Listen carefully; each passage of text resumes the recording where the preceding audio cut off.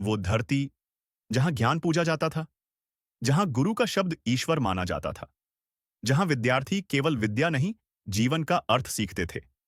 वो जगह थी तक्षशिला, एक ऐसा विश्वविद्यालय जहां 2000 से अधिक शिक्षक और 10,000 विद्यार्थी विश्व के हर कोने से आते थे। यूनान, मिस्र, चीन, तिब्बत, अरब, हर जगह से लोग यहां ज्ञान लेने आते थे। गुरुकुलों के आंगन में गूंजती थीं वेदों की अर्चाएं, और शाम को दीपक की लौ में चमकता था ज्ञान का तेज। पर एक रात कुछ ऐसा हुआ जिसने हजारों साल की विद्या को राख में बदल दिया। तक्षशिला कोई साधारण जगह नहीं थी। यहीं चाणक्य ने राजनीति की गूढ़ विद्या दी, पाणिनि ने व्याकरण को विज्ञान का रूप दिया, और चरक ने आयुर्वेद को नई पहचान दी।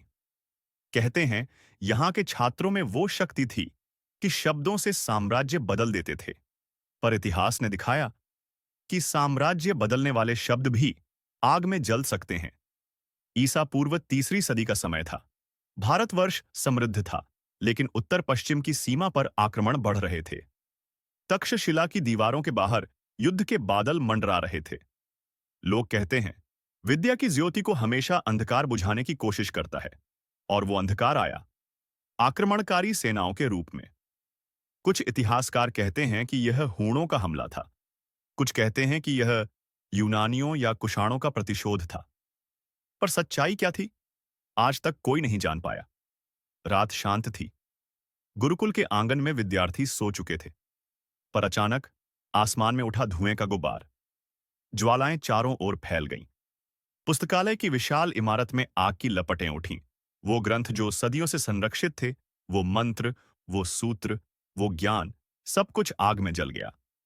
लोग कहते हैं 3 महीने तक तक्षशिला जलता रहा। हवा में जलते ताड़पत्रों की गंध थी, और राख के बीच किसी विद्यार्थी की टूटी आवाज, गुरुदेव, ये ज्ञान कौन बचाएगा? किसने लगाई वो आग? क्या यह युद्ध की आग थी या षड्यंत्र की? कुछ कहते हैं दुश्मनों ने जला दिया, कुछ मानते हैं किसी शिष्य ने धोखा दिया, और कुछ विद्वान कहते हैं आग भीतर से लगी थी, अहंकार की आग। क्योंकि जब ज्ञान में अहंकार आ जाए तो अग्नि अपने आप जन्म लेती है। आज भी जब पुरातत्वविद तक्षशिला के खंडहरों में खुदाई करते हैं तो जल चुके ताड़पत्रों, मिट्टी के दीपकों और टूटी मूर्तियों के अवशेष मिलते हैं। वो पत्थर आज भी कुछ कहते हैं कि यहां कभी दुनिया का सबसे बड़ा विश्वविद्यालय था। यहां 18 विषयों की शिक्षा दी जाती थी। राजनीति, दर्शन, गणित, आयुर्वेद, खगोल, शल्य चिकित्सा, अर्थशास्त्र,